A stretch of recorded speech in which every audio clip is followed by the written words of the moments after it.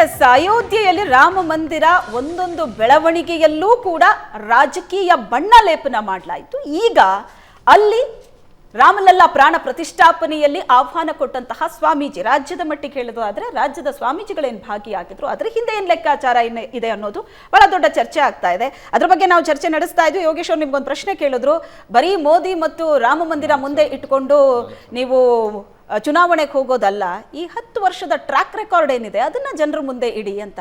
ಅವ್ರ ಪ್ರಕಾರ ಪ್ರಧಾನಮಂತ್ರಿಯವರ ಇಂದ ಯಾವುದೇ ಜನಪರ ಕೆಲಸಗಳಾಗಿಲ್ಲ, ಯೋಜನೆ ಆಗಿಲ್ಲ ಅನ್ನೋದಾ ಹಾಗಾದ್ರೆ? ಯಾಕಂದ್ರೆ ಅಷ್ಟು ಕಾನ್ಫಿಡೆಂಟ್ ಆಗಿ ಅವ್ರು ಕೇಳ್ತಿದ್ದಾರೆ, ಬರೀ ಮೋದಿ ಹೆಸರು ಹೇಳ್ಕೊಂಡೆ ನೀವು ಚುನಾವಣೆ ನಡೆಸ್ತೀರಾ ಅಂತ. 2014ರಿಂದ 2024ರವರೆಗೆ ಈ ಭಾರತದ ಸಮಗ್ರ ಅಭಿವೃದ್ಧಿಗಾಗಿ ಸನ್ಮಾನ್ಯ ಪ್ರಧಾನಮಂತ್ರಿಗಳು 26 ಯೋಜನೆಗಳನ್ನು ಕೊಟ್ಟಿದ್ದಾರೆ. 26 ಯೋಜನೆಗಳೆಲ್ಲ ಇದು ಅಂತಾರಾಷ್ಟ್ರೀಯ ಮಟ್ಟದಲ್ಲಿ, ಇದು ವಿಶ್ವಗುರು ಅನ್ನುವಂಥದ್ದಲ್ಲಿ ಭಾರತದ 165ಕ್ಕಿಂತ ಹೆಚ್ಚು ದೇಶಗಳಲ್ಲಿ ಸಂಚಾರ ಮಾಡಿ ಅವರು ಒಂದು ಇಡೀ ಒಂದು ಅಂತಾರಾಷ್ಟ್ರೀಯ ಸಂಬಂಧಗಳಲ್ಲಿ ಒಂದು ಉತ್ಕೃಷ್ಟವಾದ ಸ್ಥಾನವನ್ನು ಪಡೆದು ವಿಶ್ವಗುರು ಅಂತ ಹೇಳಿದ್ದಾರೆ.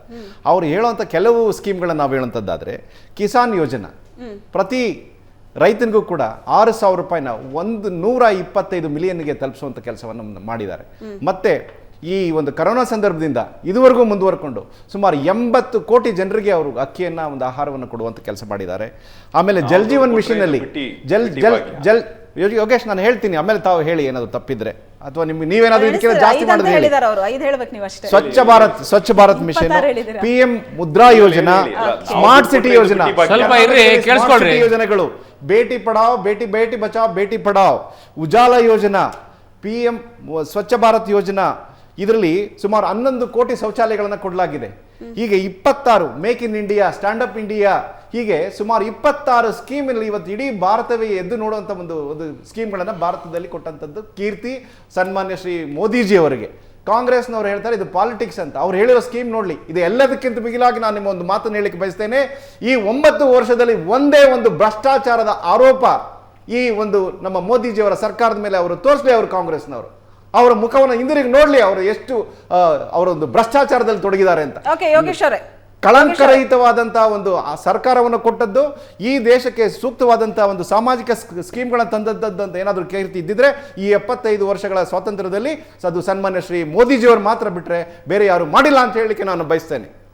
ಎಸ್ ಯೋಗೇಶ್ ಅವರೇ, ನಿಮ್ಮ ಪ್ರಶ್ನೆಗೆ ಉತ್ತರ ಸಿಕ್ತು ಅಂತ ಅನ್ಕೊಂತೀನಿ. ಹೌದು ಯೋಗೇಶ್ ಅವ್ರಿಗೆ ಏನಿಲ್ಲ ಅಲ್ಲಲ್ಲ ಅವ್ರು ಕೇಳಿದ್ದೇನೆ ಸ್ಮಾರ್ಟ್ ಸಿಟಿ. ನಾನು 15 ವರ್ಷದಿಂದ ಇಲ್ಲಿ ಕಾರ್ಪೊರೇಟರ್ ಆಗಿದ್ದೀನಿ. ಸ್ಮಾರ್ಟ್ ಸಿಟಿ ಶಿವಮೊಗ್ಗದಲ್ಲಿ ಯಾವ ರೀತಿ ನಾರ್ತಾ ಇದೆ, ಯಾಕೆ ಇಷ್ಟಕ್ಕೊಂದು ಹೋರಾಟಗಳು ಆಗ್ತಿದಾವೆ ಇಡೀ ಸ್ಮಾರ್ಟ್ ಸಿಟಿಗಳಲ್ಲಿ ಅಂತಕ್ಕಂಥದ್ದು ನೀವು ಅಲ್ಲಿನ ಸದಸ್ಯರಾಗಿರೋ ನೀವು ಹೇಳಬೇಕು. ಅವ್ರು ಏನ್ ಭರವಸೆ ಕೊಟ್ಟಿದ್ರು, ಸ್ಕೀಮ್ ಅಲ್ಲಿ ತಪ್ಪಿಲ್ಲ, ಸದಸ್ಯರಾಗಿದ್ದಿಲ್ಲ, ತಾವು ಹೇಳಬೇಕು ಯಾಕೆ ಹಂಗಾಗ್ತಿದೆ ಅಂತ. 20 ಕೋಟಿ ಉದ್ಯೋಗ ಮೋದಿಜಿ ಅವರು ಹೇಳೋದಲ್ಲ, ಮೋದಿಜಿ ಅವರು ಸ್ಕೀಮ್ ಮಾಡಿದ್ದಾರೆ, ದುಡ್ಡು ಕೊಟ್ಟಿದ್ದಾರೆ. ಮಾತಾಡಿದ್ರು ಉಜ್ವಲ ಯೋಜನೆ, ಈಗ ಉಜ್ವಲ ಯೋಜನೆಗೆ ಅಲ್ಲ, ಇಂಪ್ಲಿಮೆಂಟೇಷನ್ ಪ್ರಾಬ್ಲಮ್ ಅಲ್ವಾ ಲೋಕೇಶ್ ಅವರು? ಬೇರೆ ಬೇರೆ ಸ್ಟೇಟ್ಗಳಲ್ಲಿ ಚೆನ್ನಾಗಿ ಮಾಡಿದ್ದಾರೆ, ಕರ್ನಾಟಕದಲ್ಲೇ ಹೋಪ್ಲೆಸ್ ಆಗಿರೋದು ಸ್ಮಾರ್ಟ್ ಸಿಟಿ ಪ್ರಾಜೆಕ್ಟ್. ಬೆಂಗಳೂರು ಸಿಟಿಯಲ್ಲಿ ನೋಡಿ ಏನು ಮಾಡಿಲ್ಲ. ಸರ್ಕಾರ ಇದ್ದಿದ್ದಲ್ಲ ನೋಡಿ, ಎಲ್ಲರ ಸರ್ಕಾರ ಹೇಳ್ತಿದ್ದೀನಿ, ನಿಮ್ಮ ಸರ್ಕಾರ, ಬಿಜೆಪಿ ಸರ್ಕಾರ ಎಲ್ಲರೂ ಸೇರಿ ಯಾಕೆ ಇಷ್ಟಕ್ಕೊಂದು 106 ಕೋಟಿ ಬಂದಿದೆ. ಸ್ಮಾರ್ಟ್ ಸಿಟಿಗೆ ನೀವು 1,000 ಕೋಟಿ ಕೊಟ್ಟ ಮೇಲೆ ಇನ್ಮೇಲೆ ಯಾವುದೇ ರೀತಿಯಾದ ಡೆವಲಪ್ಮೆಂಟ್ ಅವ್ರಿಗೆ ಬೇಡವಾ? ಎಷ್ಟು ಜನ ಬೈತಾ ಇದ್ದಾರೆ ವಿಚಾರವಾಗಿ.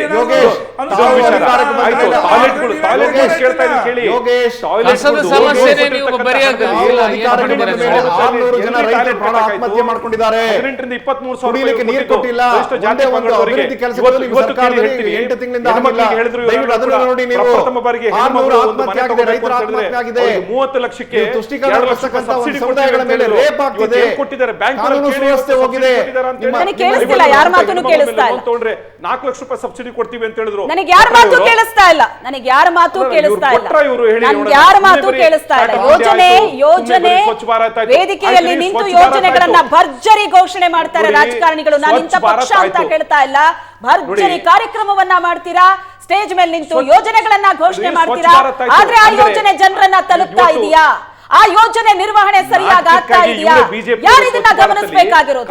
ಆಯಾ ಸರ್ಕಾರಗಳ ಗಮನಿಸಬೇಕು, ಸಂಬಂಧಪಟ್ಟ ಇಲಾಖೆ ನೋಡಬೇಕು, ಸಂಬಂಧಪಟ್ಟ ಅಧಿಕಾರಿಗಳು ನೋಡಬೇಕು.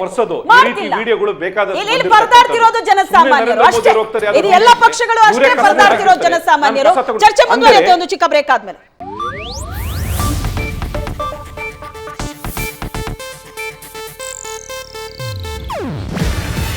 ಇದು ಏಷ್ಯಾನೆಟ್ ನ್ಯೂಸ್ ನೆಟ್ವರ್ಕ್ ಪ್ರಸ್ತುತಿ. ನೀವು ನೋಡ್ತಿದ್ದೀರಾ ಏಷ್ಯಾನೆಟ್ ಸುವರ್ಣ ನ್ಯೂಸ್.